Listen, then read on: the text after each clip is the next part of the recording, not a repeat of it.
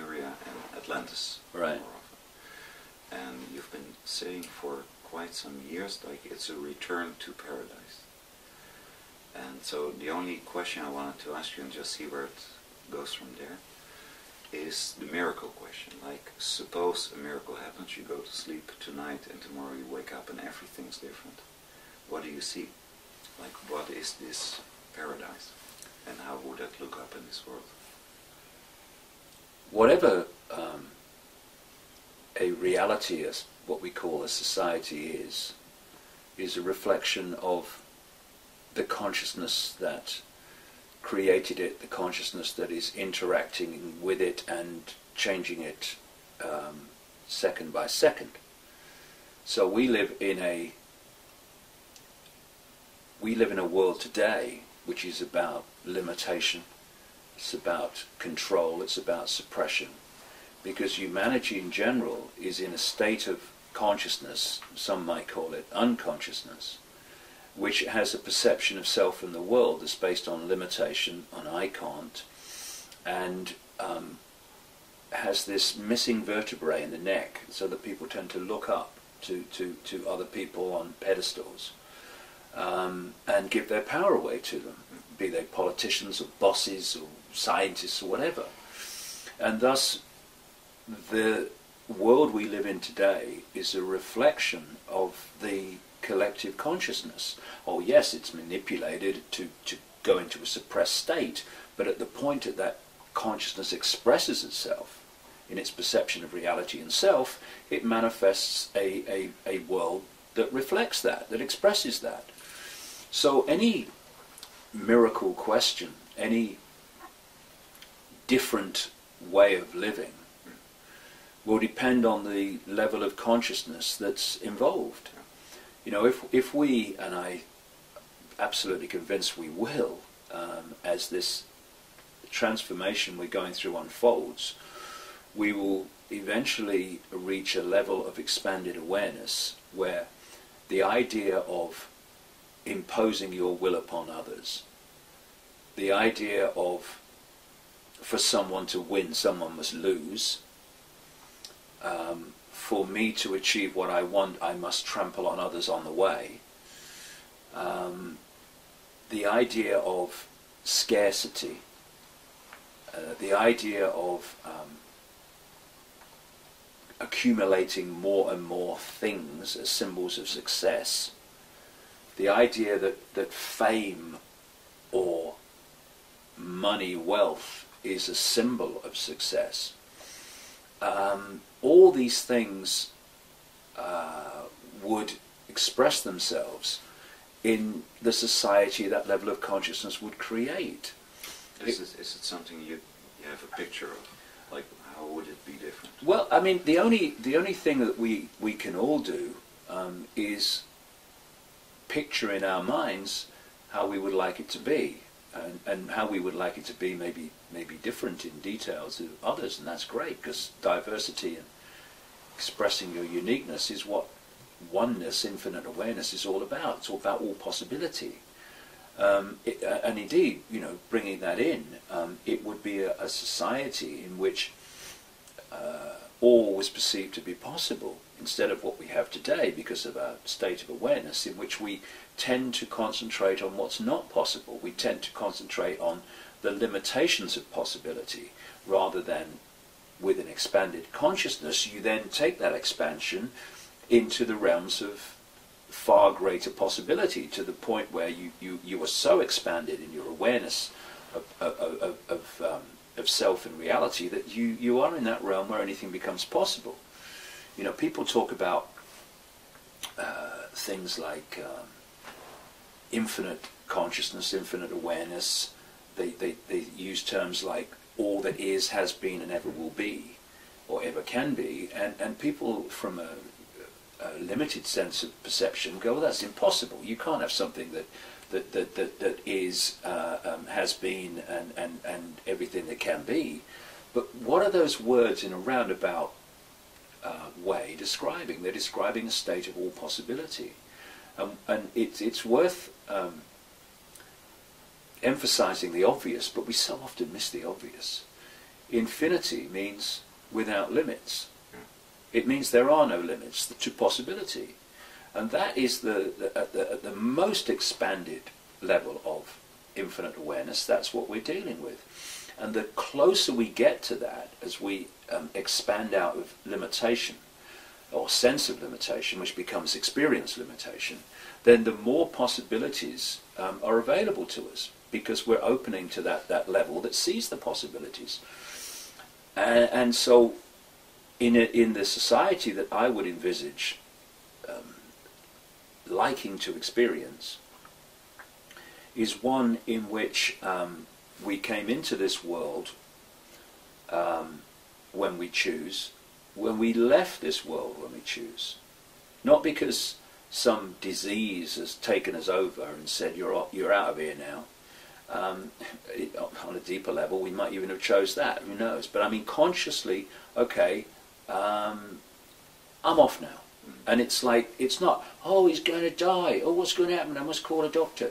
No, it's like, I choose to go. Because once you start to expand consciousness to the level I'm talking about, then the limitations of this world of density also start to fall.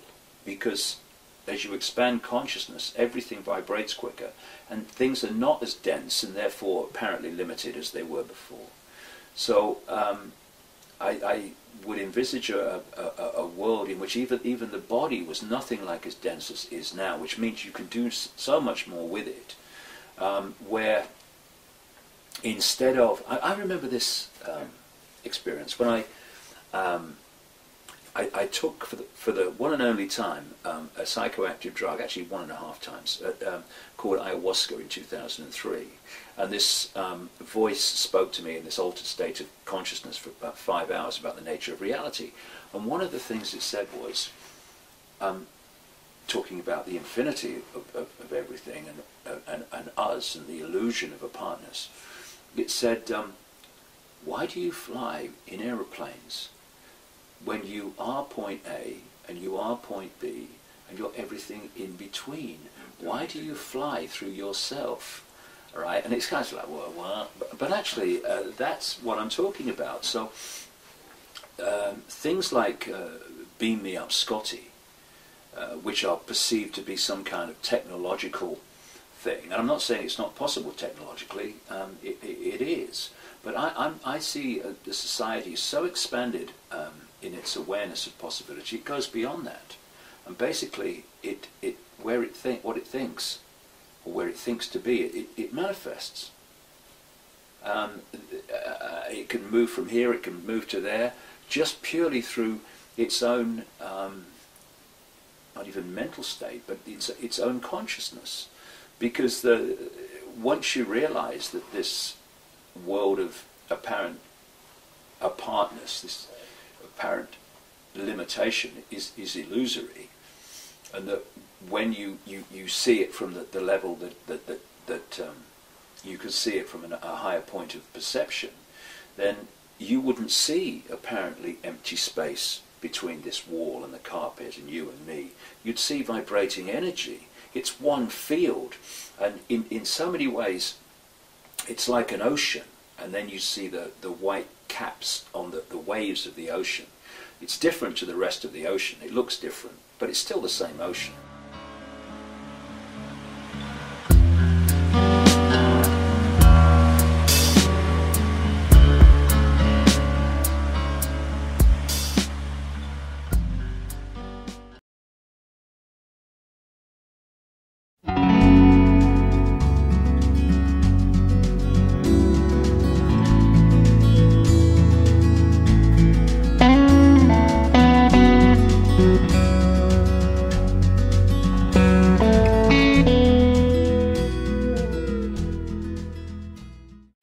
Just like holograms coming out of this unified field of awareness, of consciousness that connects everything, and you can move through this with your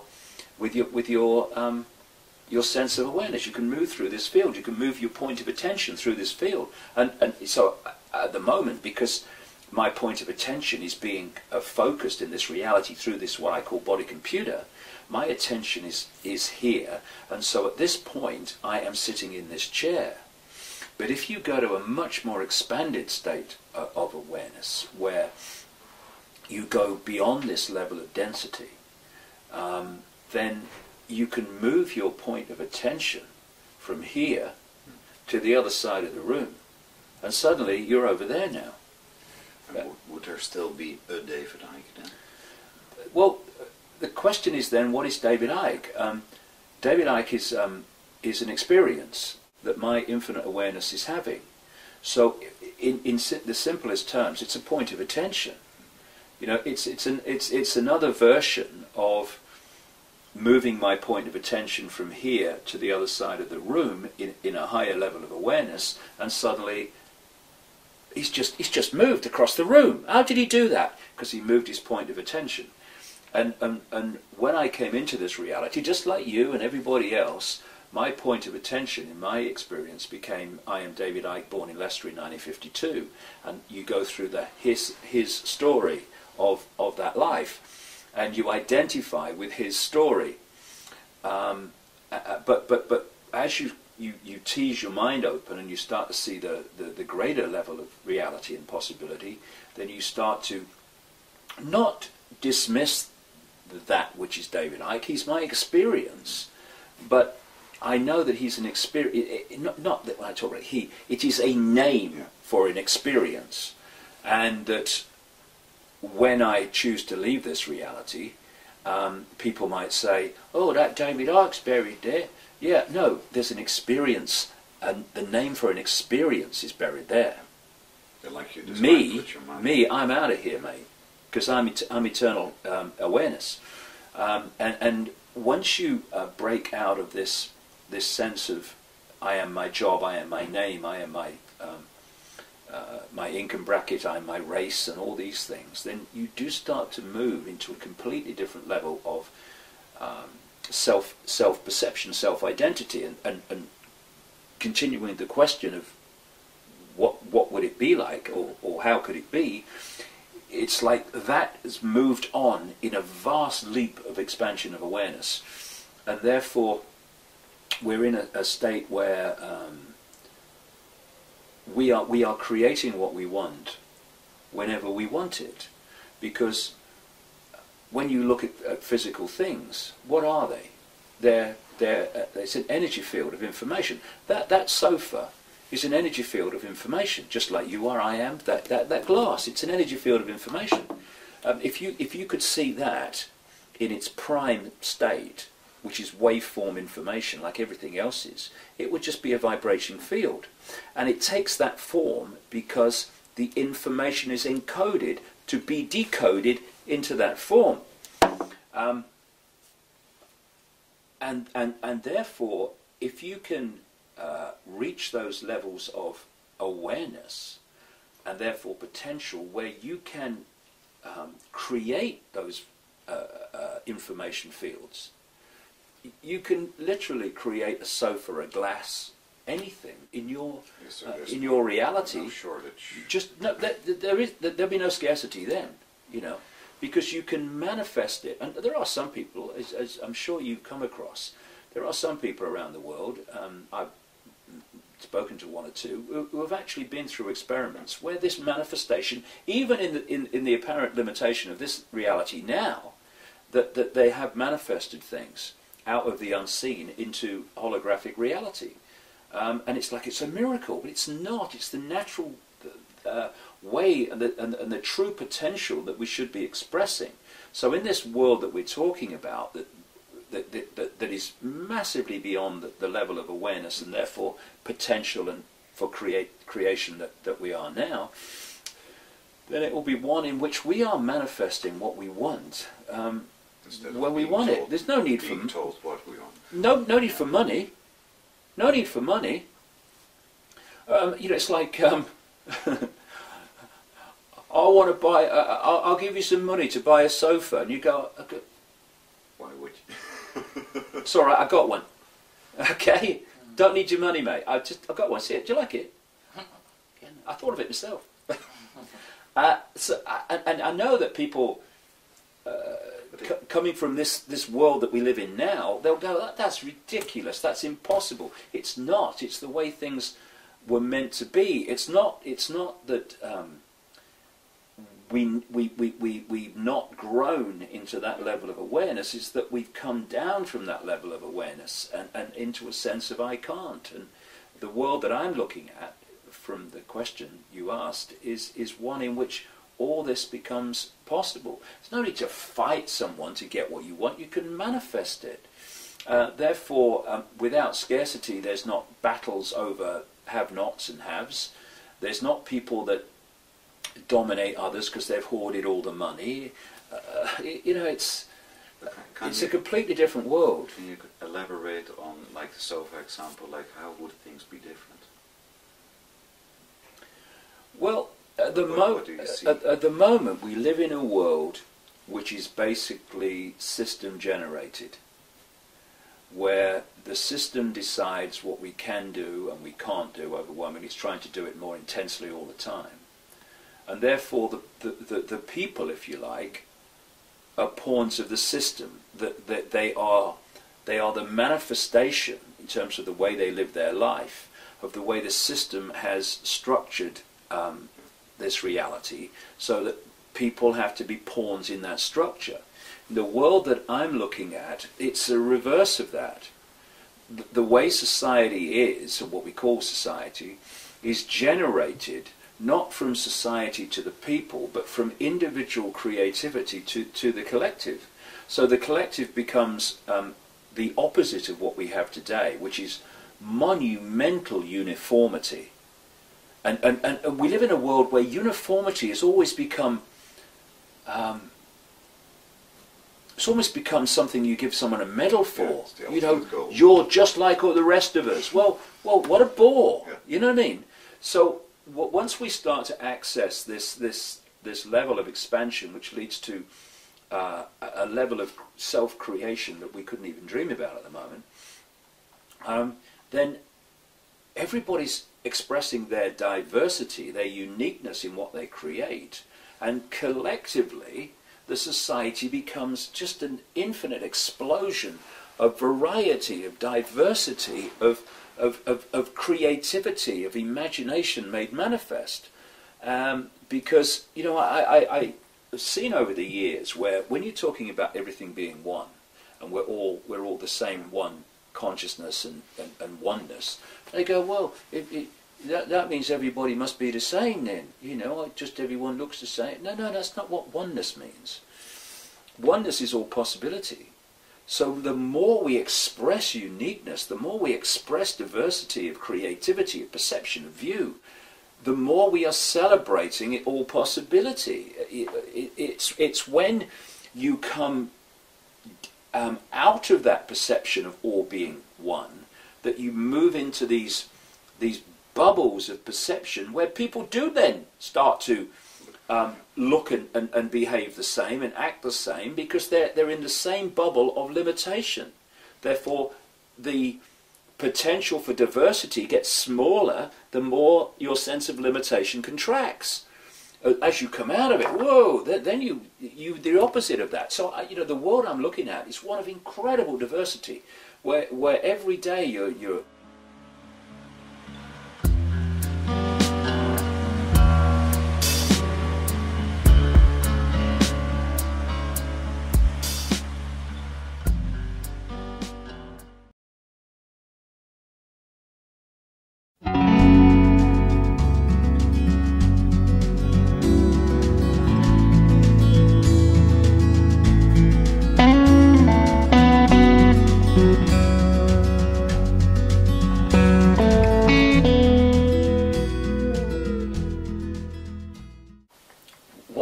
today, what we're going to create today, what can I create today?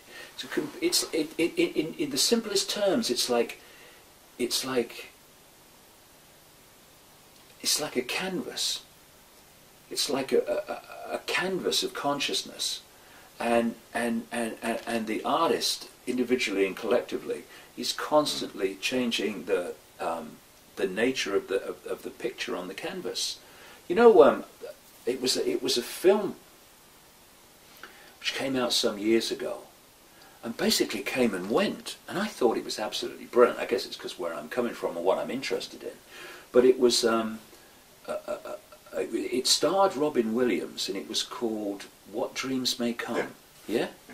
Where, for people who haven't seen it, when these people died, instead of disappearing, which is what most people fear, they went into another level of awareness. And in that level of awareness, which was far less dense than this so-called physical world, what they thought, they manifested. Their consciousness was constantly changing the landscape. It was constantly changing the canvas of their reality. As it changed, that changed. And they needed to get used to the speed with which... Yes. You see, Martin Luther King said once, the arc of the moral universe is long, but it bends towards justice. Well, what he was talking about was what people call karma, cause and effect. But if you take that on another level, because of the density of this reality as it is currently, that density makes the arc of creation much slower, or appear to be slower in how we perceive time, than it is in other states of awareness. So we go through this sequence of thought, plans, bricks, mortar, designs, doors, and we create in that kind of slow, dense, laborious process. But when you go outside of that sense of limitation into therefore vibrational states that are much less dense, therefore treacle-like and slow in the way they unfold, you don't create the house brick by brick or door by door. Gotcha. There it is. Because what is a house? Same as the glass. It's an information field, which we put together very slowly because that's the nature of this density. But actually it's an information field. And if you can manifest through the power of your consciousness that information field in totality, then you are able to create it as a whole. And then you go into the house and you think, I don't like those doors. Okay, yes, like those. And it's a completely different level of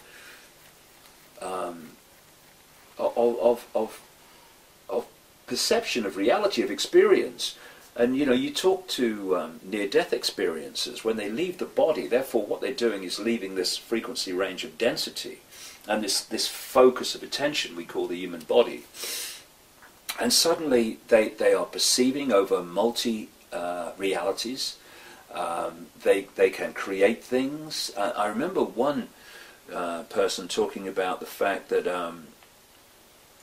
he looked down and he saw a body, even though his body was like gone. He'd left the body, but he still had the body. It's like, or the sense of the body. It's like in the Matrix where Neo looks at his body and he says, well, this isn't real, or where's that effect? And Morpheus says, that's residual self-image. Your hair's changed and all the rest of it. And then this person was saying that as this he got more comfortable with this out-of-body state, then the body disappeared and he just had awareness. But if he looked and perceived a body, it came back. And this is the level of reality and creation that we're moving towards. When they talk about this common theme of the fall of man, they weren't kidding. The fall of man was down into a greater sense of density, what we call man, humans, a greater level of density, therefore sense of limitation. And the sense of limitation becomes the experience limitation. And what we're doing now, we're in this cusp where we're leaving that reality, or sense of reality, and we're moving into a new epoch. It's what they call yugas in Asia, or New Ages, or whatever you want to call it. The fifth And realm. yeah, we're moving to a much more expanded level of awareness in which things become possible that today would be miracles, but there's no such thing as miracles. They don't exist. What we call miracles are merely a greater understanding of how to create reality. That's all they are. Which can become ordinary. Yes, yeah. Is that the fall of man, that's connected to Atlantis and Lemuria? Well, you know, what I don't want to do is sit cross-legged on a mountain and say, you know, ask me anything. I'll tell you about it. I'll give you all the answers because I know it all. We're trying to get down this rabbit hole and to uncover as much as possible. And when you're talking about things like that, well, you know, there's probably a hell of a lot more to know.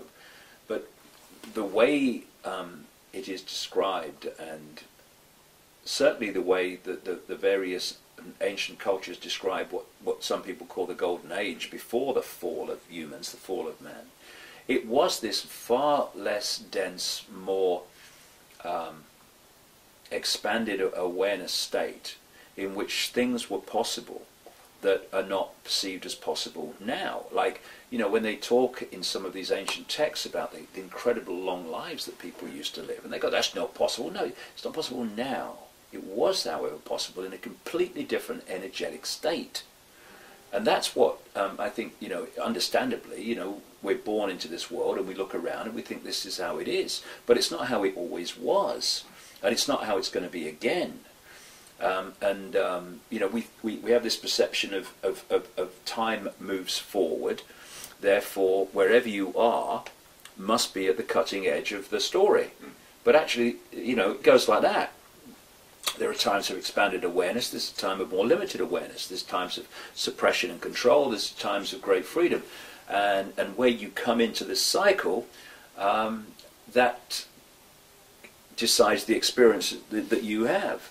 You know, experiencing suppression and control is also an experience. It's also a way of gleaning more understanding for the level of awareness that's experiencing it. You know, some of the greatest gifts I've ever had in my life have been the greatest challenges. I'm sure it's the same with you. That's what you probably need the David Icke experience for, because otherwise you don't have the material to work with. The other interesting thing about this reality is that because your state of awareness dictates your resonance, the vibrational state, outside of the realms of form, there is a vibrational difference between different states of awareness. Whereas through these states of form, very, very different states of awareness and consciousness can actually look each other in the eye and interact. Because this is what locks that awareness into the same frequency. And so it's a place of immense potential for experience, really. The more, it's interesting that the more that I tease my mind open to access higher levels of self, as people are doing now, the more I'm enjoying being here.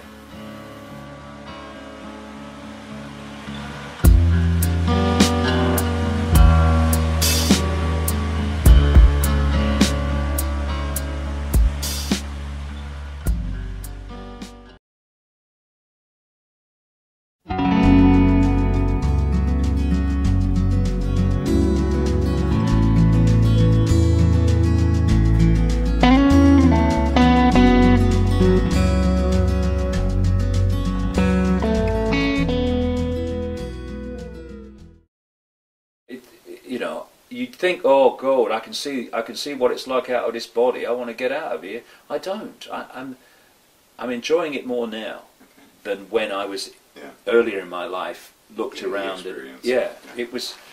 I wasn't enjoying life like I am now. Does it have something to do with what you said last night about acknowledgement? Acknowledgement in.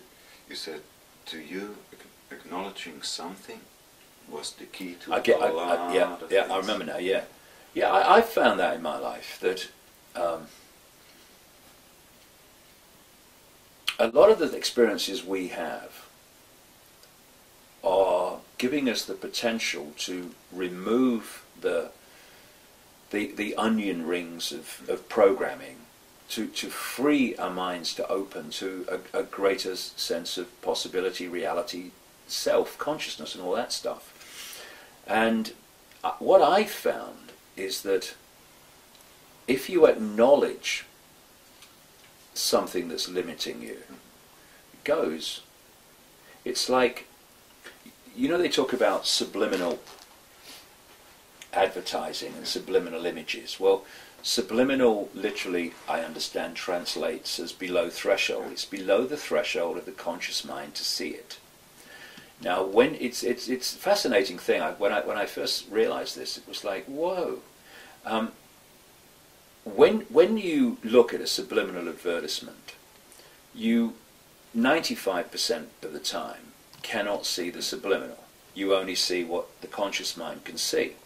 But of course, subliminals are there not to talk to the conscious mind, talk to the subconscious mind, which then filters through to influence the conscious mind, where the conscious mind thinks it's having its own thought. It's actually being implanted through subliminal messages. And you look at it and you can't see it. And then someone points it out. Now, from the moment someone's pointed it out, every time you see that picture, the first thing you see is the subliminal message. It's extraordinary. It is. The first thing you see. Why? Because it's gone from below threshold to the conscious mind. The conscious mind has acknowledged its existence. At that point, that subliminal ceases to have influence as it did before, because now it's no longer, if you like, secretly communicating with you. You can see it, you've acknowledged it. And in the same way, when we have patterns in our lives, this is why taking responsibility is such an important road to freedom. When we have things in our lives we don't like, and we're immediately, it's your fault, it's your fault, it's your fault. Well, what you're saying in effect is, you have power over my life, I don't. But you're also in denial that we're actually, those people or those situations that come into your life are not this guy's life because of something you're putting out. Now, when we take that responsibility back and we say, okay, I don't like what's going on, but there's something that I'm putting out that's drawn this in, or there's something that I need to experience, and acknowledge that experience, that understanding of what that experience is telling me, because it's trying to give me something and it's trying to show me something, or it's an expression of something I'm putting out in another way. Once you acknowledge why that pattern is in your life and not in their life, what it is about you that's making that, it goes. Because by acknowledging it, as with the subliminal messages, you've brought it into conscious awareness, and once it's into conscious awareness, it's gone. And this is why looking at the patterns in our life, which we don't like, and acknowledging why they're happening to us and not someone else, brings an end to them happening. Because while we're pointing out there, it's your fault, your fault, your fault, what is happening is we're not acknowledging why this is happening to us and not someone else. So what happens? It keeps happening, because that attachment, that connection has not been broken by acknowledging why it's you and not someone else. It's about, taking responsibility for our lives is absolutely prerequisite to taking control of our lives. Do you remember that in 2004 I sent you an article about subliminals on the Dutch television? The one in the Disney and in the... Right. Yeah. Yeah. I used your sex picture. That's flowers. right. Yeah. That's right. Yeah. Well, if you go on the internet, you put subliminals in, and you'll see a picture of flowers. Someone's coming in. Are you all right? You trying to break in? It's like my mother used to say when we were skint when I was a kid. She said, if anyone breaks into my house, she said, I'll help them look. Right. But if you go in and you look at the subliminal of just like flowers and stuff, well, they then point out that actually the word sex is written in the way the flowers are drawn. The space between them makes the word sex. Now, people look at that and it's like, I can't see a subliminal, no, just flowers, plants. And then, when it's pointed out, it's like, sex! It's just, and every time you look at it, it's clear as day. And that is such a wonderful example that when you bring something to the conscious mind, its influence over you goes. And that includes these subliminal connections, these subconscious connections between us and patterns in our life, which can break by acknowledging that the pattern exists in our life because of something to do with us. Would it also provide a way for people to listen to the information you're giving? That one of the, what I can see automatic responses from hearing what you have to say is pointing again, like it's them that's doing it to us, without looking like what's keeping me in the experience of being controlled, being limited. Well, what I'm saying, in effect, is two things. Well, actually more than two things, but in the way that we're talking here. A, this is how we're being controlled. This is the structure. This is the goal. These are the methods of manipulation. But, number two, it's only possible because of us. How can a few control the many unless the many allow it to happen or allow themselves to be diverted into game shows and focus on the basically the pap and the irrelevant, so that they don't see what's actually happening in our lives. This is the whole point that I'm saying. Yes, we need to know that this structure exists. We need to know how it works and how it manipulates us, and we need to understand what its goals are. But we also need to understand primarily that it exists because we're allowing it to exist. And the thing is, it's a simple process really. If the majority give their power away to the few, and a lot of it is give your responsibility away for the few, instead of how could I have let this situation happen, it's, hey, it's that political party, it's him, get rid of them. No, hold on a second. They collectively, this control system is a manifestation of some state of collective human perception, awareness, whatever you want to call it. And therefore, when we move to another state of awareness, and a massively part of doing that is to take responsibility for things collectively and individually in our lives, then that control system will cease to exist, because the foundation that allows it to manifest, which is humans giving their power away, will have gone.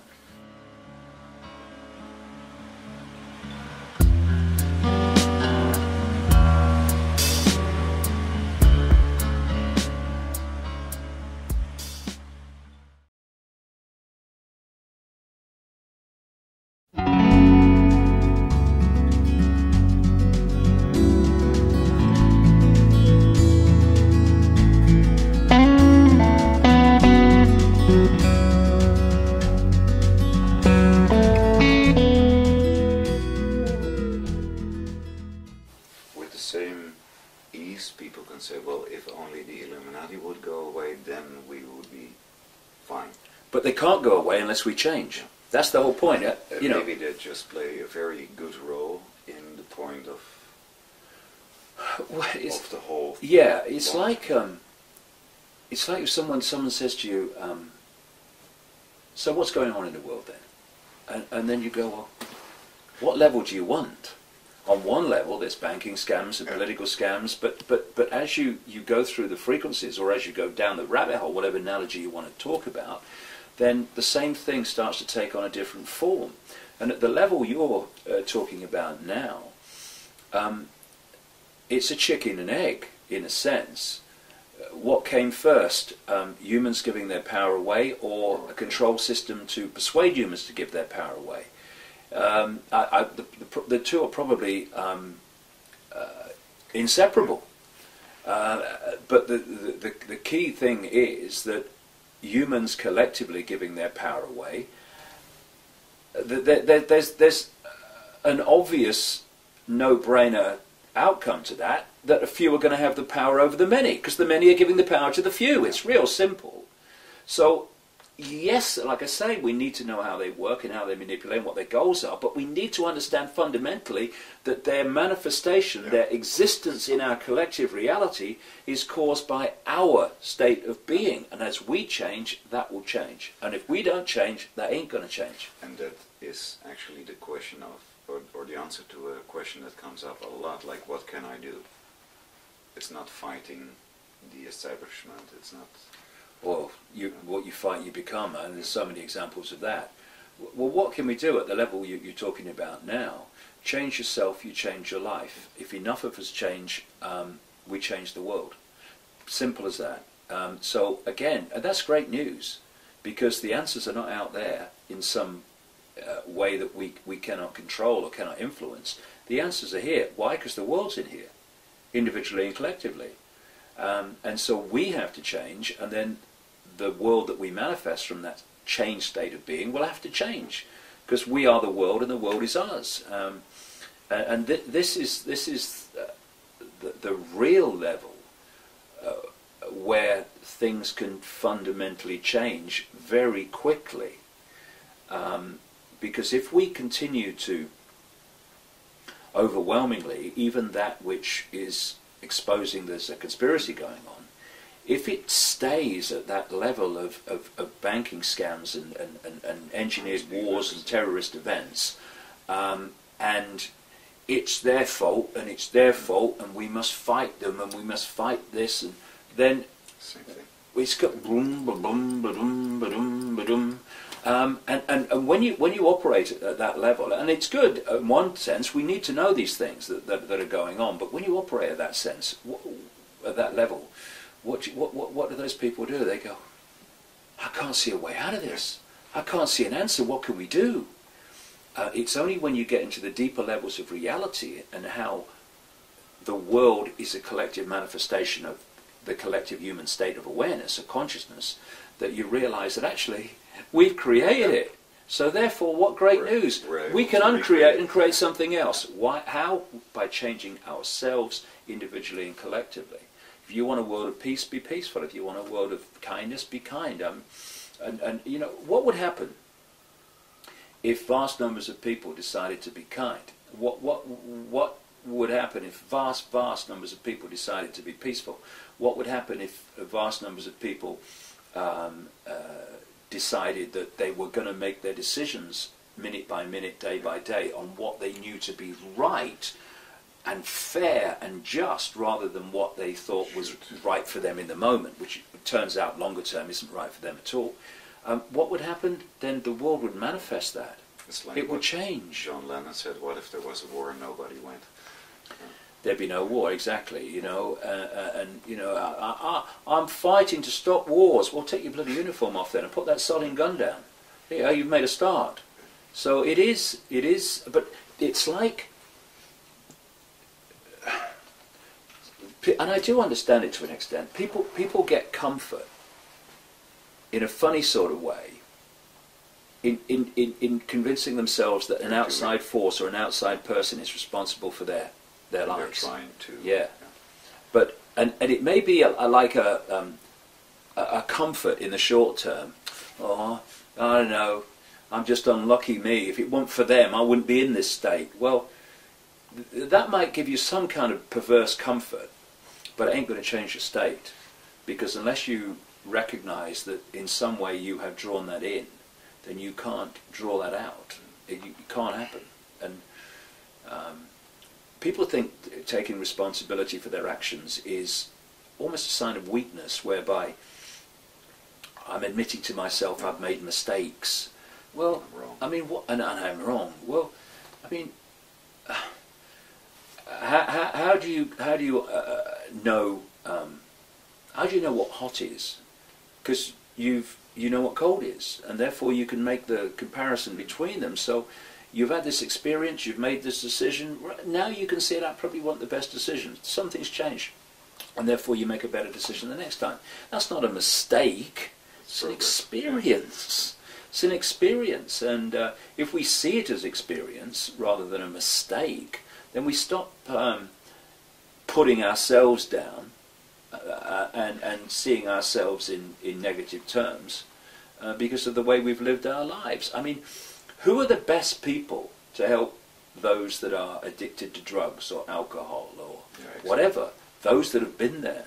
Some guy with a book who's been through university, I've read about addictions in this book, and I'm going to stop you being addicted. And the guy goes, joking. Someone who's been addicted, who knows all the different steps, that knows the pitfalls, that knows the temptations, perfect person to help somebody. So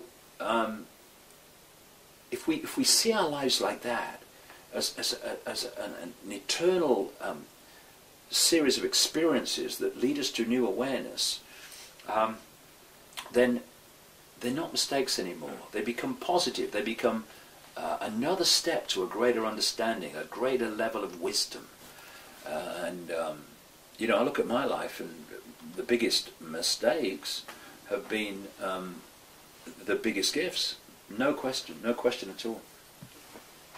Seems a good conclusion. Okay. It was a big mistake to talk to you. Great experience. At least you're honest. No, I'm only kidding. I'll see you tomorrow at 2:30. Yes. Yeah? All right. Thank you. No problem.